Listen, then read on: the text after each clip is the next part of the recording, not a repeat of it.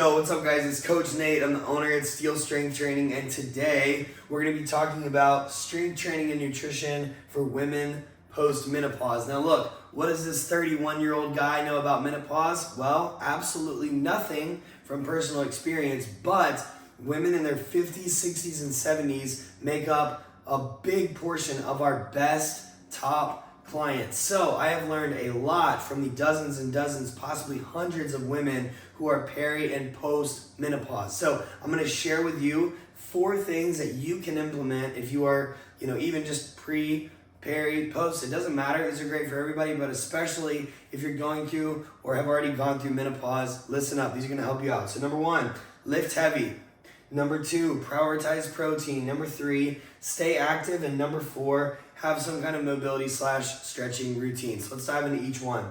Lift heavy to build strength, muscle, and even bone density. Look, many of you've never done strength training, or you've maybe dabbled in it. You no longer have that option, okay? Strength training is super important for everybody across the board. I don't care if you're a man or woman, 20s, 30s, 40s, 50s, 60s, 70s, 80s, 90s, 100, doesn't matter. Everybody needs some form of strength training, but it's especially important once you've gone through or are going through menopause, all right? Building muscle is so good for your health.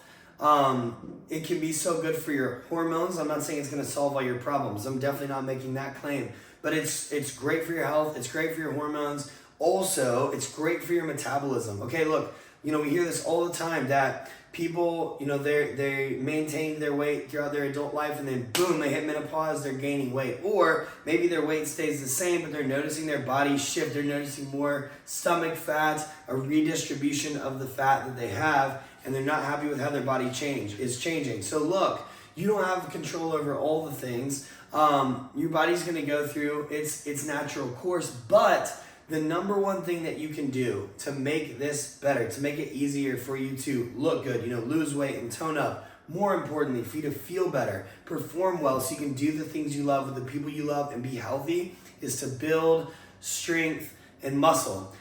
And cardio is not going to do it. Cardio is great. We're going to talk about that in a second, but cardio alone is not the answer. Not at all, okay? And I want to address too, metabolism. So, of course, your metabolism is going to be a little bit slower in your 50s than it was in your 20s. But one of the primary reasons, and the good news is you have control over this, one of the primary reasons, not the only reason, but one of the primary reasons your metabolism gets slower with time is because you're losing muscle mass. So when we build muscle, you are going to increase your metabolism. It's something that you do have control over. So investing 2 to 3 days a week for 45 minutes in the gym will totally change your body, your health, your lifestyle. You've got to do it, okay? So important. And look, you need to lift heavy. Now, heavy is relative to you. I'm not saying you need to walk in and squat 400 pounds. But what I am saying is it's all relative. So even if you're coming in on day 1, you can only do 5 bodyweight squats. Beautiful. We have lots of women who start at that point, men too, and that's okay. Just wherever you are, get better. I don't care where you are when you start. Let's just get better over time, right? We're not forcing it. We're not being crazy aggressive, but it's like, I describe it like this. It's like a dance. You're the lead and your body is your partner. So we're not going to abuse your partner. You're not going to force them to change, but you are going to lead. You're going to set the tone. You're going to do the workouts, let your body recover, and do a little bit more, a little bit more, a little bit more. So when I say heavy, I just mean heavy relative to what you are capable of. And I'll say this, when you start strength training consistently, you will be blown away at what you're capable of. You are capable of so much more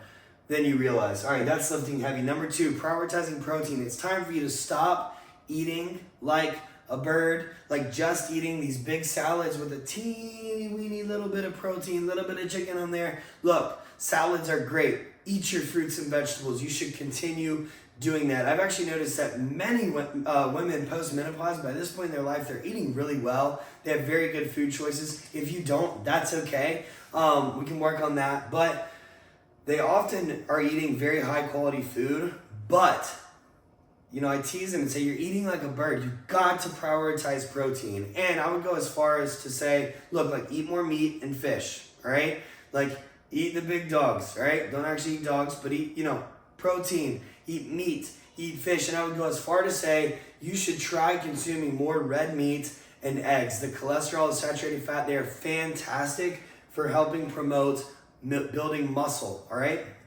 So you got to prioritize protein. In terms of numbers, at a minimum, I like to see women consuming 60 grams per day. This is not optimal to you fitness gurus out there. I understand that. But we have a philosophy that says do the best you can with what you have. So if you're consistently consuming 30, 40, 50 grams of protein a day, you're well under 60 grams, get to 60 grams. It's going to be life-changing. And then what I tell people is every 20 grams you go up from there, you're going to see a substantial difference. So if you're at 60, try to get 80. If you're at 80, try to get 100. For most women, 100 grams of protein is probably pretty close to optimal. And look, individual differences, maybe there's some benefits going a little bit higher, but if you're getting 80 to 100 grams of protein a day, you're doing great. And if you've been struggling to consume protein and you're getting at least 60 grams, you're doing pretty good, all right? So prioritize protein.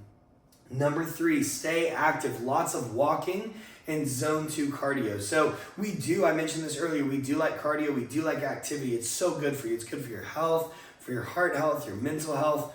I would argue your spiritual health. It's a great time to walk and talk with the Lord. But, excuse me, lots of walking and zone 2 cardio. And the reason I like walking and zone 2 cardio, we all know what walking is. In zone 2 cardio, I do have videos and blogs on this. But zone 2 cardio is basically, there's 5 heart rate zones that are based on your heart rate maximum. And so we won't get into that in this video, but zone 2 is a low level where you're getting a lot of aerobic benefit. You're gonna get in better shape. You're burning calories. There's all kinds of benefits, but there's very little fatigue.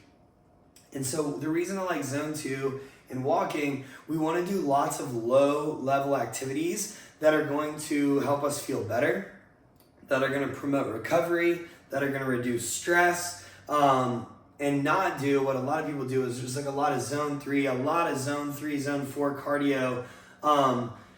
I see this a lot. If they don't fall into the sedentary crowd and they haven't been strength training, then they're often in this, they're doing lots of moderate intensity cardio.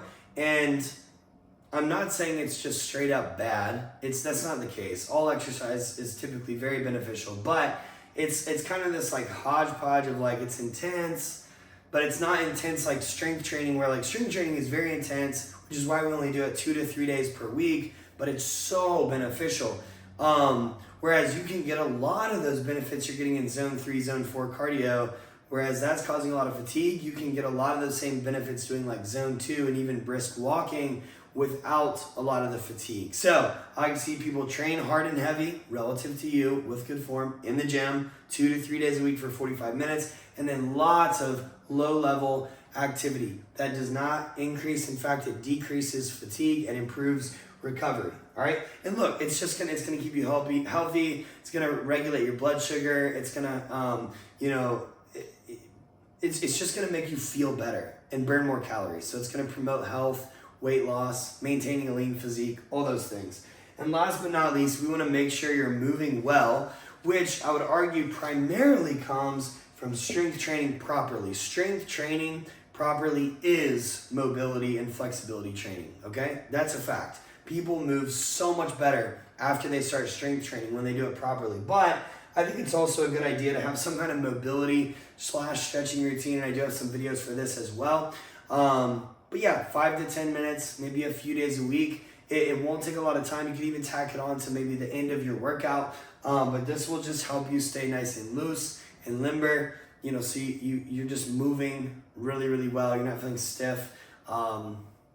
Just from life, because life tends to do that for you. So that's what I have. This is honestly great advice for anybody, but I think that you just don't, when you're post-menopause, you do not have the luxury of doing a lot of exercise that's not efficient and it's gonna exhaust you and wear out your recovery. You don't have that luxury.